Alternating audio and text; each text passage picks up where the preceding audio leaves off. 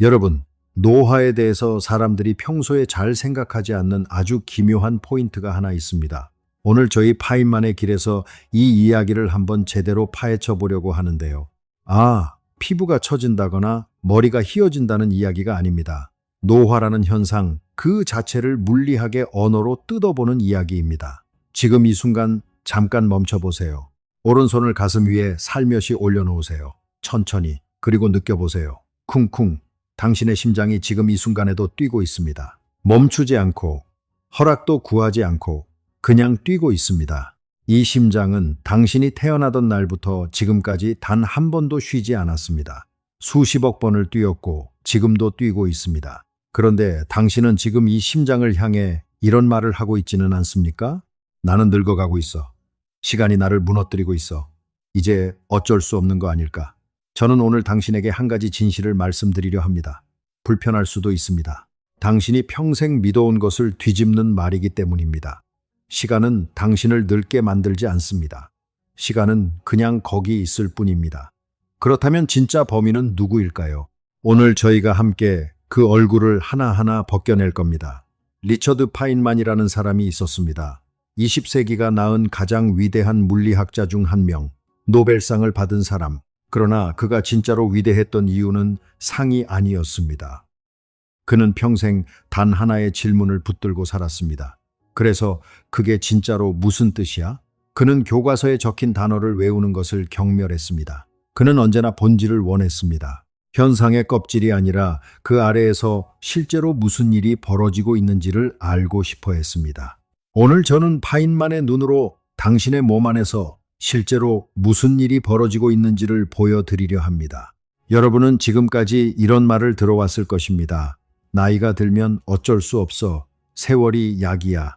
늙는 건 자연스러운 거야. 그 말들이 당신의 머릿속에 하나의 믿음으로 굳어졌습니다. 시간이 흐르면 몸이 망가진다. 시간이 범인이다. 시간을 막을 수 없으니 노화도 막을 수 없다. 그래서 당신은 체념했습니다. 저는 그것을 찢어진 우산이라고 부릅니다. 비가 내리는데 당신은 우산을 들고 있다고 믿습니다. 그런데 그 우산에는 구멍이 나 있습니다. 빗물이 그대로 당신을 적십니다. 그럼에도 당신은 우산을 더 세게 듭니다. 왜냐하면 우산이 없다는 사실이 더 무섭기 때문입니다. 그러나 파인만이라면 이렇게 말했을 것입니다. 찢어진 우산을 더 세게 쥐는 것보다 비가 어디서 오는지를 아는 것이 낫다. 그렇다면 시간은 무엇입니까? 당신은 아마 이 질문을 한 번도 진지하게 생각해 본 적이 없을 것입니다. 시간은 그냥 흐르는 것이고 우리는 그 흐름 위에 올라타 있는 존재라고 느껴왔을 것입니다. 시계가 째깍째깍 움직이고 달력이 넘어가고 머리카락이 휘어지면서 우리는 시간이 지나고 있구나 라고 생각합니다. 너무나 당연한 것처럼, 너무나 피할 수 없는 것처럼. 그런데 파인만은 이렇게 물었습니다. 그래서 시간이 실제로 무엇인지 설명해봐. 단어 말고 본질로. 아무도 대답하지 못했습니다. 물리학이 밝혀낸 사실은 충격적입니다. 아인슈타인의 상대성 이론, 그리고 파인만이 평생에 걸쳐 정교하게 다듬은 양자역학의 세계관에 따르면 시간은 우주 어딘가에 독립적으로 존재하는 실체가 아닙니다. 시간은 우리가 변화를 측정하기 위해 만들어낸 개념입니다. 물리학에는 블록 우주라는 개념이 있습니다. 이것은 공상과학이 아닙니다. 아인슈타인의 특수 상대성 이론에서 직접 도출된 결론입니다. 블록 우주의 핵심은 이것입니다. 과거, 현재, 미래는 따로따로 존재하는 것이 아닙니다. 그 세 가지는 지금 이 순간에도 동시에 존재하고 있습니다.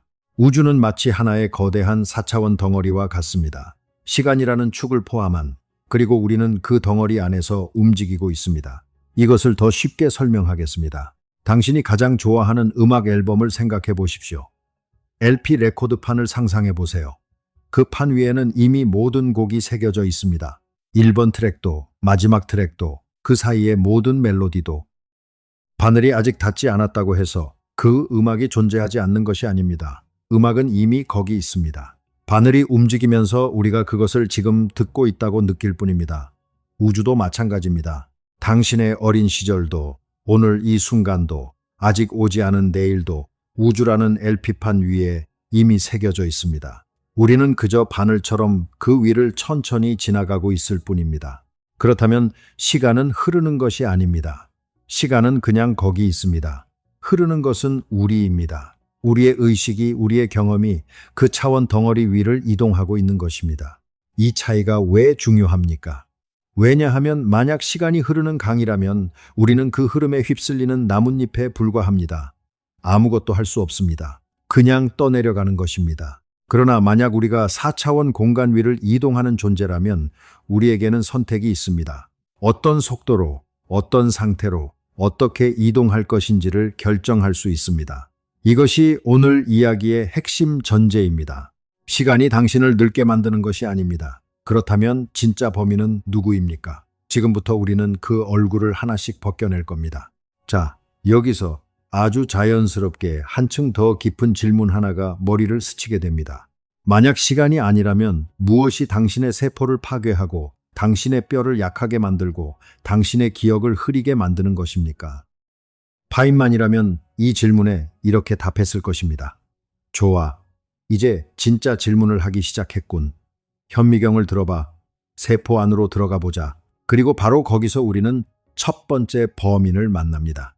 이름도 없이, 비명도 없이, 그러나 그 결과는 거울 속 낯선 얼굴로, 무거운 아침의 몸으로, 점점 짧아지는 숨으로 나타납니다. 첫 번째 범인의 이름은 엔트로피입니다. 이 단어를 처음 들으면 낯설게 느껴질 수 있습니다. 물리학 교과서에나 나올 법한 단어처럼 들릴 수 있습니다. 그러나 잠깐만 저와 함께 있어 주십시오. 파인만이 항상 말했습니다. 어떤 개념이든 아주 쉽게 설명할 수 없다면 당신은 그것을 아직 이해하지 못한 것이다. 그러니 저도 그렇게 해보겠습니다. 지금 당신의 집에 있는 방 하나를 떠올려 보십시오. 말끔하게 정돈된 방입니다. 책은 책꽂이에 꽂혀 있고 옷은 옷장 안에 있고 바닥은 깨끗합니다. 이제 당신이 그 방에 아무것도 하지 않는다고 상상해 보십시오. 청소도 안 하고 정리도 안 하고 그냥 내버려 둡니다. 한 달 후에 그 방은 어떻게 되어 있을까요? 먼지가 쌓이고 물건이 흐트러지고 공기는 탁해집니다. 아무도 손대지 않았는데 방은 스스로 무너져 갑니다. 왜입니까? 왜냐하면 우주의 모든 것은 질서에서 무질서를 향해 자연스럽게 이동하기 때문입니다. 이것이 열역학 제2법칙입니다. 그리고 이것이 엔트로피입니다. 우주는 정돈된 상태를 싫어합니다. 우주는 언제나 가장 흩어진 상태, 가장 무질서한 상태를 향해 나아갑니다. 이것은 예외가 없습니다. 물리학에서 가장 확실한 법칙 중 하나입니다. 뜨거운 커피는 식어가고 새 자동차는 녹슬어가고 젊은 세포는 손상되어 갑니다. 아무도 막을 수 없습니다. 이것은 우주가 작동하는 방식입니다. 그런데 파인만이 여기서 중요한 것을 짚었습니다. 엔트로피는 단순히 물건이 닳는 것이 아닙니다. 엔트로피는 정보의 손실입니다. 당신의 몸 안에 있는 모든 세포는 정교한 정보를 담고 있습니다. DNA 속에 새겨진 명령어들, 단백질이 접히는 방식, 세포막이 유지하는 전기적 균형, 이 모든 것이 정보입니다. 그리고 엔트로피는 바로 이 정보를 조금씩, 아주 조금씩 지워나갑니다. 매일 밤 당신이 잠든 사이에도, 매일 아침 당신이 눈을 뜨는 순간에도 멈추지 않고 쉬지 않고, 이것이 당신이 거울 앞에서 느끼는 그 변화의 실체입니다. 시간이 지나서가 아닙니다. 우주의 붕괴 법칙이 당신의 세포 안에서도 똑같이 작동하고 있기 때문입니다. 그렇다면 우리는 이 법칙 앞에서 완전히 무력합니까? 파인만은 절대 그렇게 생각하지 않았을 것입니다. 그는 문제를 발견하면 반드시 그 반대 방향을 찾았습니다. 살아있는 생명체는 에너지를 외부에서 흡수해서 내부의 질서를 유지하는 능력을 가집니다. 다시 말해 생명이란 엔트로피에 저항하는 행위 그 자체입니다. 그리고 그 저항의 가장 강력한 형태 중 하나가 바로 움직임입니다. 몸을 움직인다는 것은 단순히 칼로리를 소모하는 행위가 아닙니다. 그것은 세포에게 신호를 보내는 것입니다. 아직 살아있어. 아직 질서가 필요해. 아직 정보를 유지해야 해. 근육이 수축하고 이완되는 과정에서 세포는 손상된 단백질을 제거하고 새로운 것을 생성합니다. 뼈에 압력이 가해질 때 골세포는 활성화됩니다. 심장이 빠르게 뛸 때 혈액은 구석구석으로 산소와 영양분을 실어 나릅니다. 움직임은 엔트로피에게 보내는 저항의 메시지입니다. 방치된 방이 스스로 무너지듯 움직이지 않는 몸도 스스로 무너집니다. 그러나 매일 누군가가 방을 청소하고 정리한다면 그 방은 질서를 유지할 수 있습니다. 당신의 몸도 마찬가지입니다. 매일의 움직임이 엔트로피가 쌓아올린 무질서를 조금씩 되돌립니다. 완전히 막을 수는 없습니다. 우주의 법칙이니까요. 그러나 늦출 수는 있습니다. 그리고 그 속도의 차이가 삶의 질을 결정합니다. 이걸 한번 가만히 음미해 보세요. 엔트로피는 당신의 적이 아닙니다. 그것은 우주의 기본 문법입니다. 그리고 생명이란 바로 그 문법에 맞서는 일종의 시입니다. 자, 이 이야기는 우리를 훨씬 더 깊고 본질적인 진실로 데려갑니다.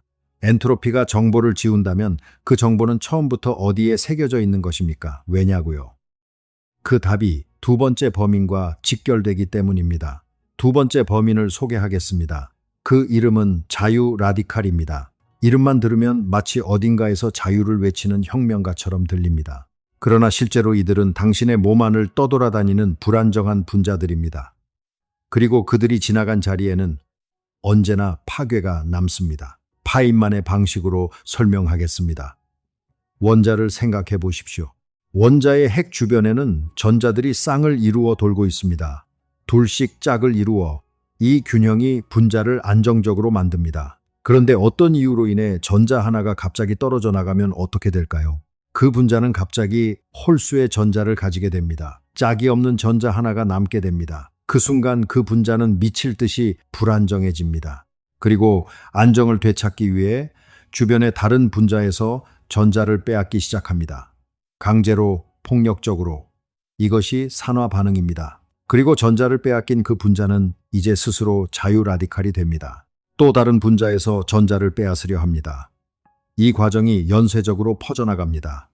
하나의 자유 라디칼이 수천 개의 자유 라디칼을 만들어냅니다. 마치 도미노처럼, 아니 도미노보다 훨씬 빠르게. 쉽게 상상해 보십시오. 당신의 세포를 하나의 작은 마을이라고 생각해 보십시오. 그 마을 안에는 집들이 있고 도로가 있고 사람들이 평화롭게 살고 있습니다.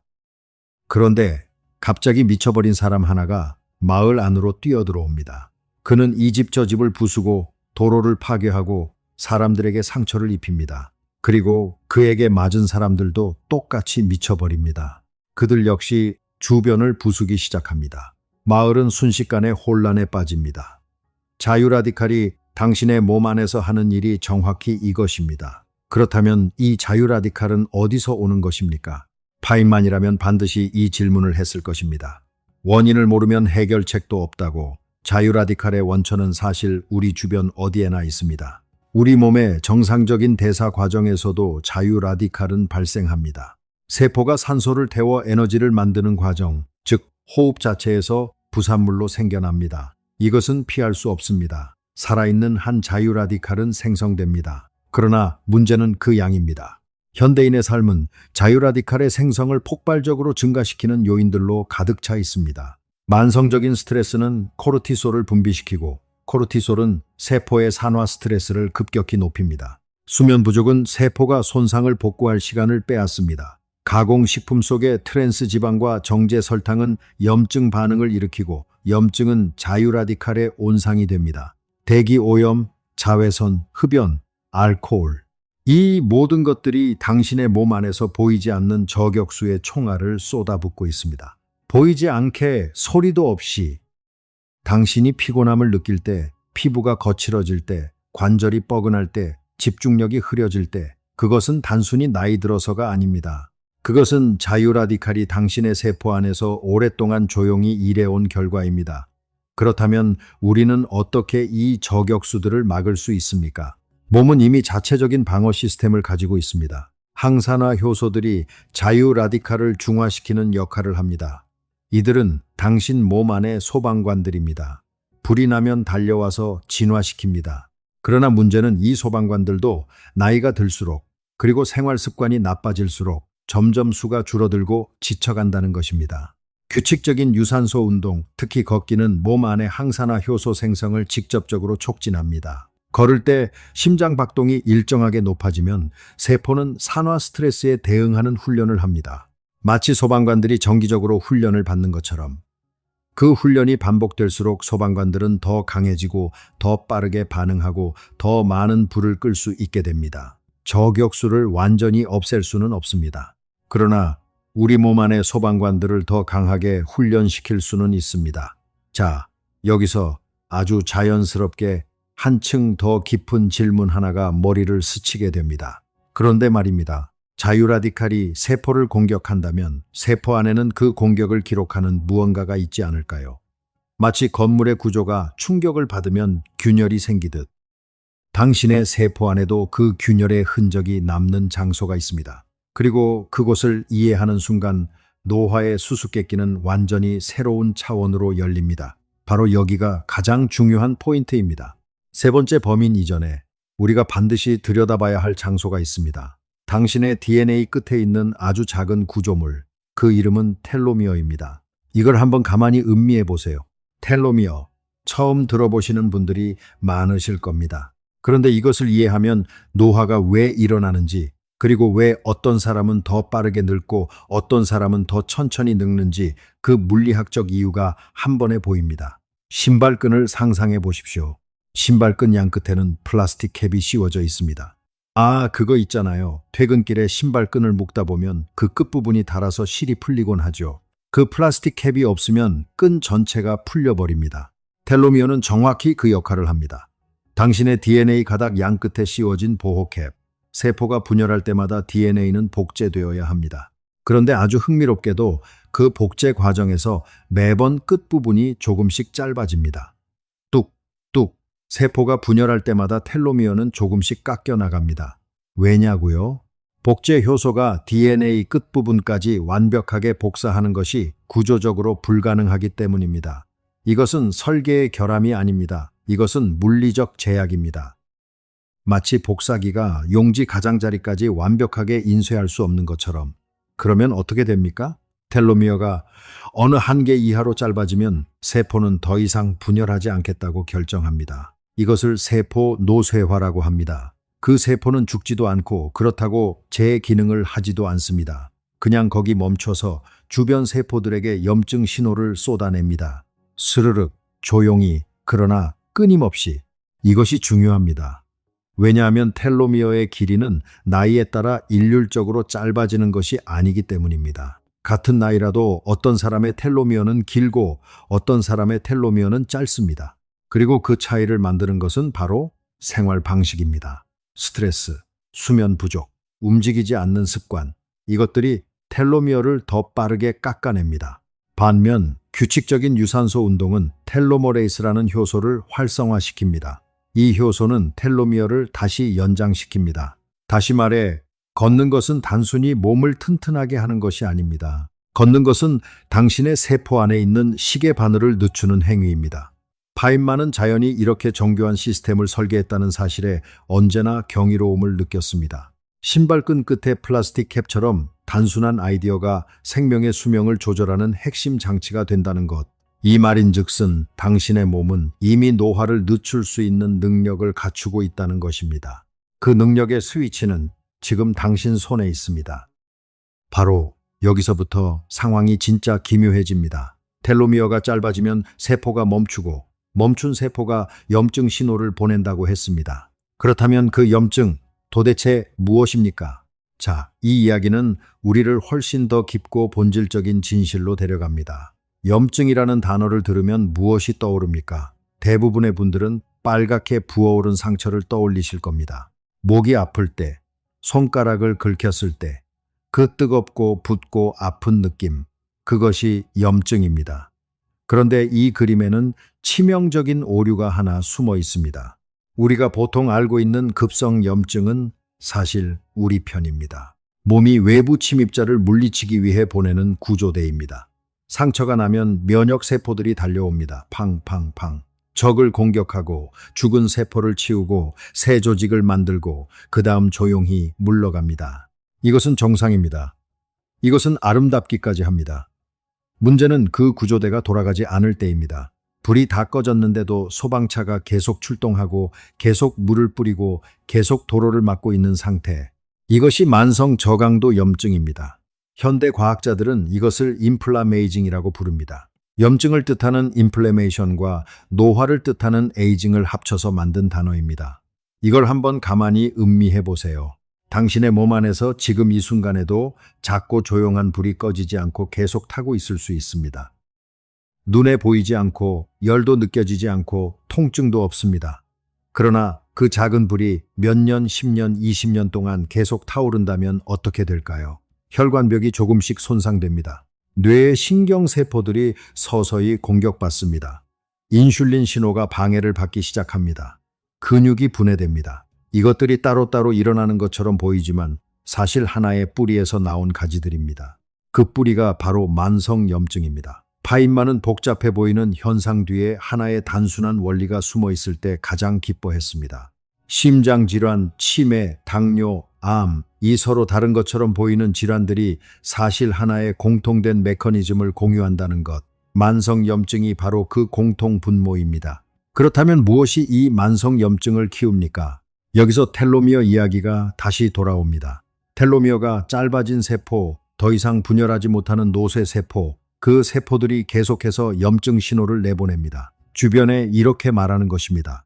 나는 망가졌다. 여기 위험하다. 빨리 와. 그리고 그 신호에 응답한 면역 세포들이 달려오지만 실제로 해결할 것이 없습니다. 결국 그 면역 세포들도 지쳐서 제 기능을 잃기 시작합니다.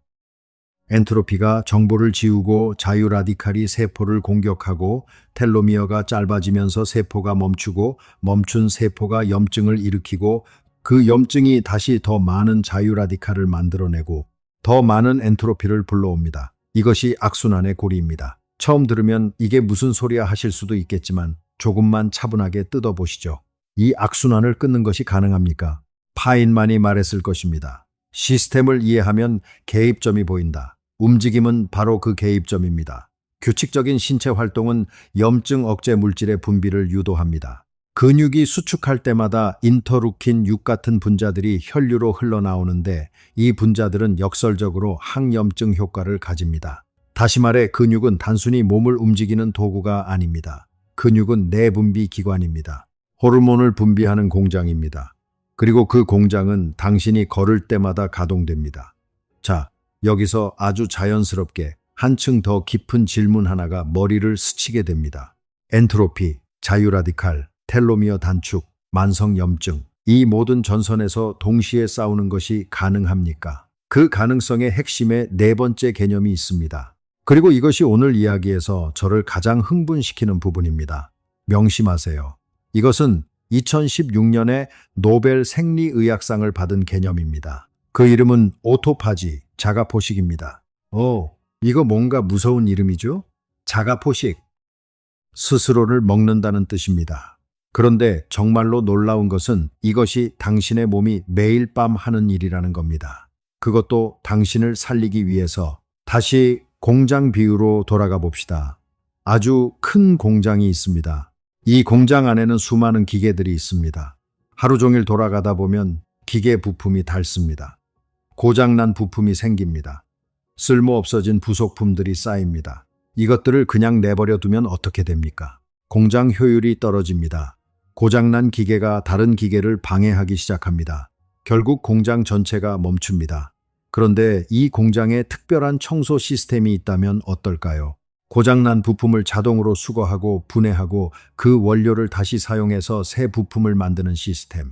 낭비도 없고 쓰레기도 없고 공장은 항상 깨끗하게 유지됩니다. 이것이 바로 오토파지입니다. 당신의 세포 안에서 매일 일어나는 자기 청소입니다.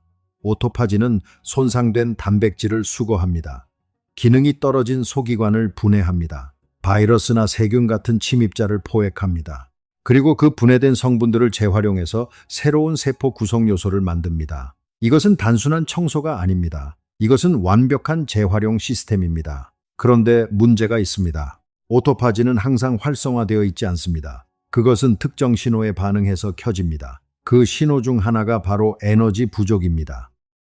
세포가 영양분이 충분하다고 느낄 때 오토파지는 조용히 꺼져 있습니다. 그러나 에너지 수요가 높아지거나 영양분이 부족해지면 오토파지는 강하게 켜집니다. 그러면 굶어야 한다는 말입니까? 아닙니다. 가장 효율적인 방법 중 하나가 운동입니다. 운동을 하면 근육세포의 에너지 수요가 급격히 높아집니다. 그 신호가 오토파지를 활성화시킵니다. 세포는 내부를 청소하기 시작합니다. 엔트로피가 쌓아놓은 쓰레기들이 치워집니다. 자유라디칼이 손상시킨 부품들이 분해되고 재활용됩니다. 텔로미어를 단축시키던 스트레스 신호들이 약해집니다. 만성 염증을 부추기던 낡은 세포 조각들이 사라집니다. 이걸 한번 가만히 음미해 보세요. 당신이 퇴근 후 30분을 걸을 때 당신의 세포 안에서는 노벨상을 받은 청소 시스템이 가동됩니다. 손상된 것들이 치워집니다. 새로운 것들이 만들어집니다. 공장이 다시 깨끗해집니다. 파인만은 이렇게 말했을 것입니다. 이렇게 우아한 시스템을 설계했다는 것이 정말로 놀랍지 않은가? 폐기물을 연료로 바꾸고 청소를 통해 재생하는 것. 이것이 바로 생명이 엔트로피에 맞서는 방식이다. 바로 여기서부터 상황이 진짜 기묘해집니다. 오토파지가 세포를 청소한다면 가장 큰 혜택을 받는 기관은 어디입니까? 근육입니까? 혈관입니까? 아니면 당신이 이 순간 이 이야기를 듣고 있는 그곳입니까? 자, 여기서 아주 자연스럽게 한층 더 깊은 질문 하나가 머리를 스치게 됩니다. 우리가 지금까지 이야기한 범인들, 즉 엔트로피, 자유라디칼, 텔로미어 단축, 만성염증, 그리고 미토콘드리아의 침묵. 이것들이 세포 수준에서 일어나는 이야기라면 과연 우리는 이것들을 느낄 수 있습니까? 우리 몸은 이 전쟁이 진행되고 있다는 것을 알고 있습니까? 이 질문이 중요한 이유가 있습니다. 왜냐고요? 왜냐하면 알 수 있다면 그 신호를 듣는 법을 배울 수 있기 때문입니다. 그리고 그 신호를 들을 수 있다면 우리는 훨씬 더 정교하게 반응할 수 있습니다. 퇴근길 지하철에서 있었던 일을 상상해 보십시오. 긴 하루를 보내고 자리에 앉았는데 발이 묵직하게 무겁고 눈꺼풀이 스르륵 내려오고 아무 생각도 하기 싫을 때가 있습니다. 많은 분들이 이것을 그냥 피곤하다라고 생각하고 넘어갑니다. 그런데 파인만이라면 이렇게 물었을 것입니다. 피곤하다는 게 정확히 무슨 뜻이야? 세포 수준에서 무슨 일이 일어나는 거야? 흥미롭게도 우리가 느끼는 피로에는 두 종류가 있습니다. 첫 번째는 에너지가 소진된 피로입니다. 미토콘드리아가 ATP를 다 써버렸을 때의 피로. 이것은 좋은 피로입니다. 공장이 열심히 일한 증거입니다. 자고 일어나면 회복됩니다. 두 번째는 세포가 청소를 못한 피로입니다. 오토파지가 제대로 작동하지 않아서 세포 안에 쓰레기가 쌓이고 만성 염증이 지속되는 피로. 이것은 자고 일어나도 회복이 안 됩니다. 아침에 일어났는데도 피곤한 그 느낌. 이것이 바로 세포 수준에서 보내는 경고 신호입니다. 처음 들으면 이게 무슨 소리야 하실 수도 있겠지만 조금만 차분하게 뜯어보시죠. 이 두 피로를 구분하는 가장 좋은 방법이 있습니다. 30분 정도 가볍게 걷고 난 다음에 어떻게 느껴지는지를 보십시오. 에너지가 소진된 피로라면 처음에는 더 힘들다가 걷고 나서 오히려 개운해집니다. 그러나 세포 청소가 안 된 피로라면 가볍게 움직이는 것조차 무겁게 느껴집니다. 그리고 역설적으로 바로 그 순간이 가장 걷기가 필요한 순간입니다. 왜냐하면 그 순간 걷기 시작하면 오토파지 스위치가 켜지고 미토콘드리아가 자극받고 항산화 효소들이 훈련되기 시작하기 때문입니다. 공장이 청소되기 시작하는 것입니다. 파인만은 언제나 이렇게 말했습니다. 자연은 우리에게 끊임없이 신호를 보내고 있다. 우리가 충분히 주의를 기울이지 않을 뿐이다. 이 말인즉슨 당신의 몸은 이미 알고 있다는 것입니다. 무엇이 필요한지를. 그 신호를 듣는 훈련을 하는 것. 그것이 파인만이 물리학을 대하던 방식과 정확히 같습니다. 겉모습이 아니라 본질을 보는 것. 증상이 아니라 원인을 찾는 것. 그리고 그 원인을 이해했을 때 가장 단순하고 가장 강력한 해결책을 찾는 것. 이제 이 모든 이야기를 하나의 그림으로 정리해 보겠습니다. 당신의 몸은 하나의 정교한 공장입니다. 그 공장 안에는 무수히 많은 기계들이 있습니다. 수십조 개의 세포들, 그 각각의 세포 안에는 미토콘드리아라는 발전소가 있습니다. 그리고 그 세포들이 저장하고 있는 정보는 DNA라는 설계도 안에 담겨 있습니다. 그 설계도의 끝부분을 보호하는 캡이 텔로미어입니다. 그 공장을 위협하는 것은 엔트로피라는 무질서의 힘이고 자유라디칼이라는 보이지 않는 저격수이고 텔로미어가 짧아지면서 불붙은 만성염증이라는 조용한 불입니다. 그리고 그 불을 끄고 공장을 청소하고 발전소를 다시 켜는 시스템이 오토파지입니다. 이 모든 시스템이 당신의 몸 안에 이미 갖추어져 있습니다. 당신이 할 일은 단 하나입니다. 그 시스템들에게 가동 신호를 보내는 것. 그리고 그 신호는 당신의 두 발이 땅을 딛는 순간 발송됩니다. 이걸 한번 가만히 음미해 보세요. 우주는 138억 년 동안 진화해 왔습니다. 그 진화의 산물로 당신이 여기 있습니다. 그리고 그 긴 시간 동안 생명은 엔트로피에 맞서는 방법을 끊임없이 개발해 왔습니다. 오토파지도 텔로머레이스도 항산화 효소도 미토콘드리아 생성도 이 모든 것이 수억 년의 생명 진화가 남긴 선물입니다. 그 선물을 열어서 쓸지 안 쓸지는 당신에게 달려 있습니다. 파인만이 마지막으로 이렇게 말했을 것입니다. 우주가 우리에게 이렇게 정교한 방어 시스템을 주었다는 것이 그 자체로 이미 경이롭지 않은가. 그리고 그 시스템을 작동시키는 열쇠가 그토록 단순하다는 것이 더욱 경이롭다. 세 번째 범인을 소개하겠습니다. 그것은 당신의 몸 밖에 있지 않습니다. 지금 이 순간에도 당신의 세포 안에 있습니다. 수십조 개의 세포 하나하나 안에. 그리고 아이러니하게도 이 세 번째 범인은 원래 당신의 가장 충실한 동반자였습니다. 당신이 태어나던 순간부터 지금까지 단 한 번도 쉬지 않고 당신을 위해 일해온 존재. 그런데 지금 그것이 조용히 무너지고 있습니다. 그리고 그것이 무너질수록 당신도 함께 무너집니다. 그 이름은 미토콘드리아입니다. 학교에서 한 번쯤 들어봤을 것입니다. 세포의 발전소라고 배웠을 것입니다. 그런데 교과서는 그 이상을 가르쳐 주지 않았습니다. 파인만의 방식으로 교과서가 말해주지 않은 것을 지금 말씀드리겠습니다. 미토콘드리아는 단순한 에너지 공장이 아닙니다. 그것은 당신 몸 전체의 지휘 본부입니다. 미토콘드리아가 만들어내는 것은 ATP라는 분자입니다. 이것이 당신 몸의 모든 활동에 사용되는 에너지 화폐입니다. 심장이 한 번 뛸 때마다 ATP가 소비됩니다.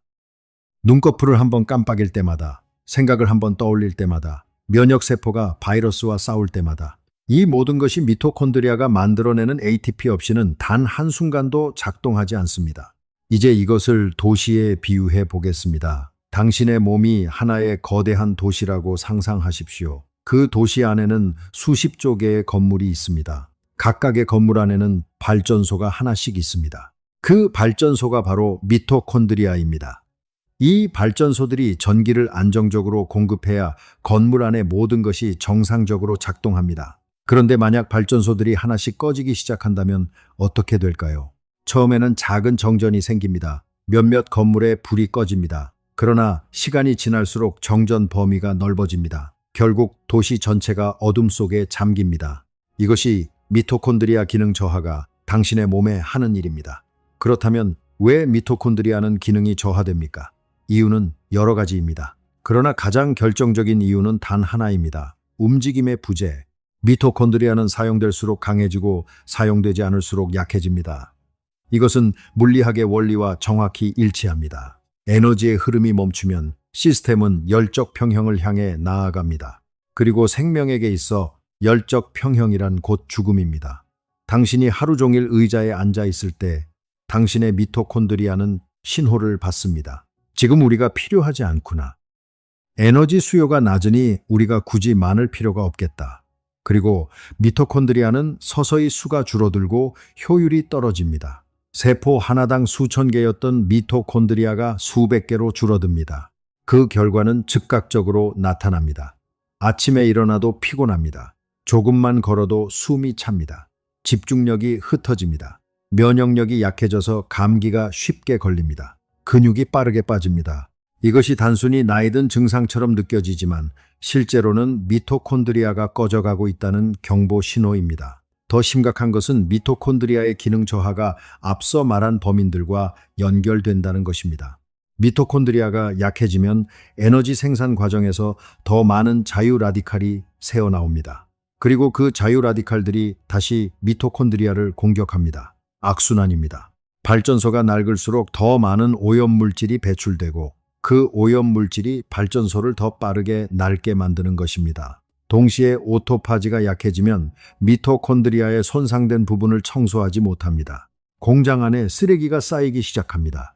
엔트로피가 세포의 질서를 무너뜨리고 자유라디칼이 세포를 공격하고 텔로미어가 짧아지면서 세포가 멈추고 멈춘 세포가 만성염증을 일으키고 미토콘드리아의 약화가 세포의 방어력을 빼앗습니다. 이 모든 것이 함께 작동할 때 우리는 그것을 늙음이라고 부릅니다. 그리고 그것이 시간 때문이라고 착각합니다. 그러나 이제 당신은 압니다. 범인들의 얼굴을. 파인만은 언제나 이렇게 말했습니다. 문제를 정확하게 정의하는 순간 해결책은 이미 절반이 보인다. 자, 이제 무기를 드릴 시간입니다. 그리고 이 무기는 당신이 예상하는 것보다 훨씬 더 단순합니다. 이 이야기는 세상을 바라보는 시점이 아주 중요하게 뒤집히는 순간입니다. 우리는 지금까지 노화를 몸의 이야기로 생각해 왔습니다. 세포가 망가지고 기관이 약해지고 시간이 흐른다는 이야기. 그런데 한 발짝 물러나서 보면 전혀 다른 그림이 보입니다. 뇌를 생각해 보십시오. 당신이 지금 이 이야기를 듣고 있는 그 기관. 뇌는 약 1000억 개의 신경세포로 이루어져 있습니다. 그리고 그 세포들 사이에는 수백조 개의 연결이 있습니다. 이 연결의 강도와 패턴이 당신이 기억하는 것, 생각하는 방식, 느끼는 감정을 결정합니다. 오랫동안 과학자들은 이렇게 믿었습니다. 어른이 된 후에는 뇌세포가 더 이상 생성되지 않는다. 뇌는 고정된 기관이다. 가진 것을 잃어가면서 늙는 것이다. 이것이 통념이었습니다. 그런데 말입니다. 이 통념에는 치명적인 오류가 숨어 있습니다. 신경과학 연구가 밝혀낸 것은 충격적입니다. 적어도 2곳에서 어른이 된 후에도 새로운 신경세포가 태어납니다. 그중 하나가 해마입니다. 기억과 학습을 담당하는 영역. 그리고 이 신경 생성을 촉진하는 가장 강력한 신호 중 하나가 바로 유산소 운동입니다. 걸을 때 심장 박동이 일정하게 높아지면 뇌로 흐르는 혈류량이 증가합니다. 그리고 이 증가된 혈류는 뇌 안에서 BDF라는 단백질의 분비를 촉진합니다. 뇌 유래 신경 영양 인자. 이것이 뇌의 비료입니다. 이 단백질이 분비되면 해마에서 새로운 신경세포가 실제로 생성됩니다. 그러나 오토파지 이야기를 들었던 것 기억하십니까? 뇌에서도 오토파지는 작동합니다. 그리고 뇌에서 오토파지가 제대로 작동하지 않으면 어떻게 될까요? 손상된 단백질들이 쌓이기 시작합니다. 신경세포 안에 쓰레기가 쌓입니다. 그 쓰레기들이 세포 기능을 방해합니다. 마치 공장 바닥에 폐기물이 쌓여서 기계들이 제대로 움직이지 못하는 것처럼 이것이 알츠하이머 같은 신경퇴행성 질환의 핵심 메커니즘 중 하나입니다. 아밀로이드 베타라는 단백질 덩어리가 신경세포 사이에 쌓이고 타우 단백질이 세포 안에서 뒤엉키고 그 결과 신경신호가 차단됩니다. 째깍째깍 소리가 멈추듯 기억이 하나씩 꺼집니다. 그리고 운동은 이 청소 시스템을 활성화시킵니다. 걸을 때 뇌에서도 오토파지가 켜집니다. 쌓였던 단백질 쓰레기가 치워집니다. 새로운 연결이 만들어집니다. 뇌는 깨어납니다. 아시겠나요? 걷기는 단순히 다리 운동이 아닙니다. 걷기는 뇌 청소이고 기억 강화이고 새로운 신경세포 탄생의 촉매입니다. 파인만처럼 명료하게 생각하고 싶습니까? 파인만처럼 나이가 들어도 창의적이고 싶습니까? 그가 평생 산책을 즐겼던 것은 우연이 아닙니다. 걸을 때 뇌는 깨어납니다. 새로운 연결이 만들어집니다. 생각이 선명해집니다. 그리고 이제 이 모든 이야기가 하나의 결론으로 모입니다. 결과적으로 이 엄청난 수수께끼에 대한 정답은 우리 대부분이 예상했던 것보다 훨씬 더 단순합니다. 결론부터 말씀드리자면 노화는 시간이 만드는 것이 아닙니다. 노화는 멈춤이 만드는 것입니다. 엔트로피는 멈춘 곳에서 가장 빠르게 진행됩니다. 자유라디칼은 항산화 훈련이 멈춘 몸을 더 빠르게 공격합니다. 텔로미어는 움직이지 않는 몸에서 더 빠르게 짧아집니다. 만성염증은 순환이 멈춘 혈관에서 더 깊게 자리를 잡습니다. 오토파지는 에너지 수요가 멈춘 세포에서 켜지지 않습니다. 미토콘드리아는 사용되지 않으면 사라집니다. 그 모든 것의 반대는 무엇입니까? 움직임입니다. 하루 30분 매일 밖에서 특별한 장비가 필요 없습니다. 헬스장 회원권도 필요 없습니다. 당신의 2발만 있으면 됩니다. 그 단순한 행위 안에 오늘 우리가 이야기한 모든 범인들을 동시에 상대할 수 있는 메커니즘이 담겨 있습니다. 걸을 때 당신은 엔트로피에게 저항의 신호를 보냅니다. 자유라디칼에게 항산화 소방관들을 훈련시킵니다. 텔로미어를 연장시키는 효소를 깨웁니다. 만성 염증을 잠재우는 분자들을 근육에서 분비합니다. 오토파지를 켜서 세포 안을 청소합니다. 미토콘드리아에게 부활의 명령을 내립니다. 그리고 뇌에 새로운 세포를 키웁니다. 파인만은 자연의 가장 깊은 진실은 언제나 가장 단순한 형태로 나타난다고 했습니다. 그리고 오늘 저는 그 단순한 진실을 당신 앞에 내놓았습니다. 이제 저는 당신에게 마지막으로 한 가지를 말씀드리고 싶습니다. 가장 중요한 것을 리처드 파인만은 암으로 세상을 떠나기 직전에 이런 말을 남겼습니다. 나는 죽는 것이 싫다. 그러나 죽음이 두렵지는 않다. 왜냐하면 내가 살아있는 동안 경험한 모든 것은 우주의 일부였고 우주는 사라지지 않기 때문이다. 이 말을 처음 읽었을 때 저는 한참을 멈춰 있었습니다. 이것이 단순한 위로의 말이 아니라는 것을 알았기 때문입니다. 이것은 물리학자가 평생의 탐구 끝에 도달한 진실이었습니다. 블록 우주의 관점에서 보면 당신이 살아온 모든 순간은 영원히 존재합니다. 당신이 처음으로 웃었던 순간, 누군가를 사랑했던 순간, 오늘 이 이야기를 들으며 무언가를 깨달은 이 순간, 이 모든 것들은 우주라는 4차원 구조 안에 영원히 새겨져 있습니다. 시간은 그것들을 지우지 않습니다. 시간은 단지 우리가 그 순간들을 경험하는 순서일 뿐입니다. 그리고 그 순간들의 질을, 그 순간들의 밀도를, 그 순간들의 빛을 결정하는 것은 시간이 아닙니다. 바로 당신입니다. 이것이 파인만의 가장 위대한 통찰이 삶에 적용되는 방식입니다. 그는 평생 이렇게 살았습니다. 지금 이 순간을 완전히 이해하고 완전히 느끼고 완전히 살아내는 것. 봉고 드럼을 치고 그림을 그리고 물리학의 가장 깊은 곳을 탐구하면서 그에게 삶은 두려움의 대상이 아니었습니다. 삶은 탐구의 대상이었습니다. 경이로움의 대상이었습니다. 오늘 당신도 그것을 했습니다. 당신은 노화라는 단어 뒤에 숨어있는 범인들을 직접 만났습니다. 이름을 알았습니다. 얼굴을 봤습니다. 그리고 그들과 싸울 무기를 손에 쥐었습니다. 이제 저는 당신에게 3가지를 부탁드립니다. 첫 번째 부탁입니다. 오늘 이 영상이 끝난 후 밖으로 나가십시오. 30분만 걷는 것입니다. 거창하지 않아도 됩니다. 완벽하지 않아도 됩니다. 그냥 일어나서 신발을 신고 문을 열고 걷는 것입니다. 그 첫걸음이 엔트로피에게 보내는 저항의 메시지입니다. 그 첫걸음이 당신의 미토콘드리아에게 보내는 부활의 신호입니다. 그 첫걸음이 오토파지에게 보내는 청소 명령입니다. 두 번째 부탁입니다. 지금 이 순간 댓글창을 열어주십시오. 그리고 딱 한마디만 써주십시오. 나는 오늘 걷는다. 이것은 단순한 댓글이 아닙니다. 이것은 당신 자신과의 약속입니다. 파인만은 말했습니다. 이것은 당신 자신과의 약속입니다. 파인만은 말했습니다. 그리고 관찰되는 것은 변화한다고. 당신의 다짐이 글로 쓰여지는 순간 그것은 단순한 생각에서 현실의 영역으로 넘어옵니다. 세 번째 부탁입니다. 이 영상을 한 사람에게만 보내주십시오. 딱 한 사람. 지금 당신의 머릿속에 떠오르는 그 사람. 몸이 힘들어 보이는 가족. 자주 피곤하다고 말하는 친구. 나이 드는 것을 두려워하는 소중한 사람. 그 사람에게 이 영상을 보내는 것은 단순한 공유가 아닙니다. 그것은 당신이 그 사람을 사랑한다는 물리학적 표현입니다. 에너지는 전달됩니다. 그리고 그 전달이 누군가의 삶을 바꿀 수 있습니다. 파인만은 이렇게 말했습니다. 우주가 이렇게 아름답게 작동한다는 사실이 나에게는 가장 큰 경이로움이다. 그 우주 안에 당신이 있습니다. 138억 년의 역사를 가진 이 우주가 지금 이 순간 당신을 통해 스스로를 경험하고 있습니다. 당신의 심장이 뛰는 것을 통해, 당신의 발이 땅을 딛는 것을 통해, 당신의 세포가 엔트로피에 맞서는 것을 통해, 당신의 미토콘드리아가 다시 불을 밝히기를, 당신의 세포가 엔트로피에 저항하는 힘을 되찾기를, 오토파지가 당신의 세포를 날마다 새롭게 청소하기를, 당신이 매일 아침 거울 앞에 섰을 때 그 거울 속의 얼굴이 당신이 알고 있는, 당신이 사랑하는 바로 그 사람이기를. 그럼 저는 다음 영상에서 더 흥미롭고 명쾌한 이야기로 다시 찾아뵙겠습니다. 안녕히 계세요.